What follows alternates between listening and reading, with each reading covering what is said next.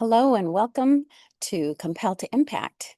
I am going back and recording a lot of the things that I may or may not have recorded before, but everybody needs to hear something different.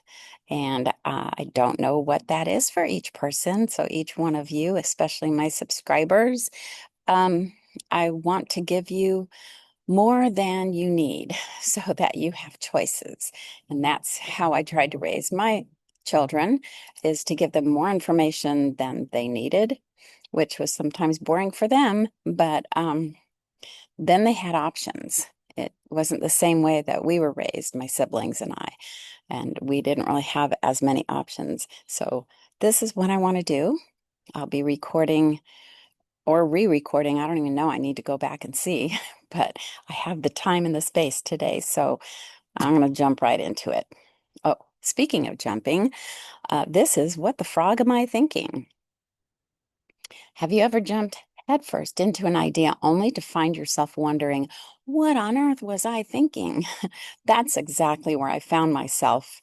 Probably not recently, but uh, over and over, it seems like sometimes because I just go there. I'm Gina T, spirit-led mentor and trainer, and today I want to share a personal journey that might resonate with you and hopefully offer a bit of encouragement along the way. Picture this. You've just committed to something big, something you've never done before. Almost immediately, the doubt creeps in. You start questioning your sanity. Why did I think I could do this? Do I even have the mental bandwidth, the energy, the knowledge? For me, it wasn't just a fleeting moment of uncertainty, it was a deep dive into uncomfortable, uncharted territory. It felt overwhelming and distressing. Yet, strangely, it was a welcome distraction from the hours of research I was doing on my health issues. When you start to make changes in your life, it's like digging into a mountain. You start uncovering all the layers of what's really going on, and it can feel like you're making a bigger mess before you can see any improvement.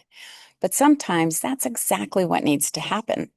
Life has a funny way of throwing everything at you all at once, especially when you're on the brink of a significant transformation. By the way, it's really only a mountain. And how do you move a mountain? One bucketful at a time. You've probably heard the story about the frog in the boiling water. If you toss a frog into boiling water, it'll jump out immediately. Of course. But if you put it in cool water and slowly turn up the heat, it won't realize it's in danger until it's too late. Life can be like that too. When you keep doing the same things day after day, you don't notice the harm they're causing until it's almost too late.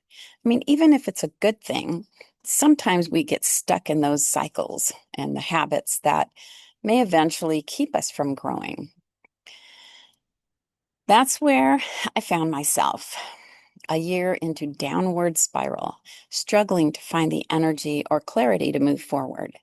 Despite knowing better, I was stuck, slowly boiling in my own pot of water. It took a lot to pull myself out, but I did. And I want you to know that you can too. So, what did I do?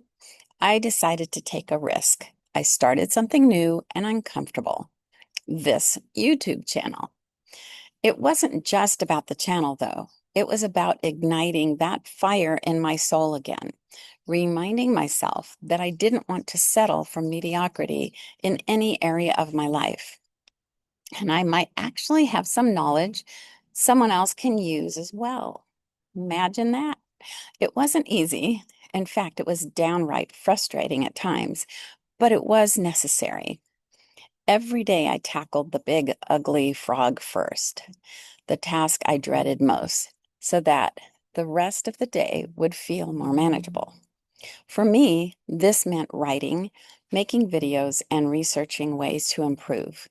And yes, I kissed and embraced that metaphorical ugly frog almost every day.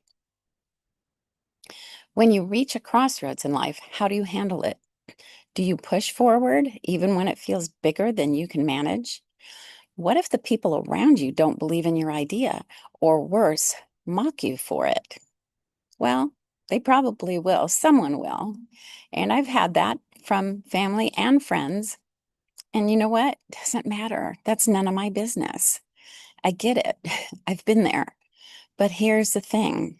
You don't need to have it all figured out. You just need to start.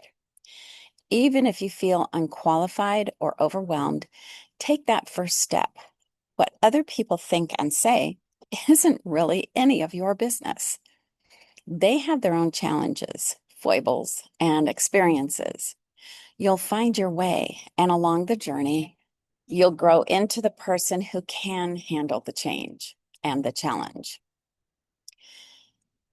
One thing that kept me going was remembering all the times I'd overcome challenges in the past, like the marathon I completed in Oahu in 2003, where I pushed through the pain to cross the finish line, only to find out when I got back to the hotel, my right foot was all bloody. But I realized that if I could do that, I could tackle this new challenge too. So I kept moving forward day by day. Oh my gosh, sorry about my neighborhood noises. I don't know how loud they are on the video. But I kept moving forward day by day, video by video. I still don't know very much, but I know a little bit more than I did back then. Starting the YouTube channel wasn't just about creating content. It was about fulfilling a purpose. I felt compelled to share my journey, to inspire others to live with love, joy, grace, and compassion. My hope is that by sharing my experiences, I can create ripples of goodness in a world that desperately needs it. And you know what happens? The more that you take what you have and you share it with others, the more that you open up the possibilities for yourself. You start to become in that alignment. You start to grow into that alignment, and then you start to see all the things or connect with all the things that you are in alignment with on a higher level. So there's a plus to taking the risk, or one of the pluses. In the future, I might talk about how to build and maintain momentum. I probably will when you're starting something new. And I can share some resources from people who've been doing this much longer than I have, but you can probably find those on your own. There are quite a few different people who, of all different walks of life and ages, who are doing things that you might have an inkling for, but you haven't started yet because you're talking yourself out of it. Don't do that. Anyway, thank you for sticking with me on this journey. Thank you for listening to the very end. I'm excited to have you here, and I'd love to hear your thoughts and suggestions for future topics. In the meantime, thank you. I love you very, very much. And my heart is going out to each person who is struggling right now with all the, crazy in the world. And let me say one thing about that. It's not that it's never been this crazy before, but we find out so instantly about so many things, and that's what makes it overwhelming. So try to shut that stuff down every once in a while. Just don't, give yourself a time limit, especially on social media, but give yourself a time limit and then replenish with whatever it is that gives you joy in your heart, that lights you up in a different way, not not in an angry or reactive way. Okay, I'm sending you love to live excellently, give generously, and love lavishly. See you next time.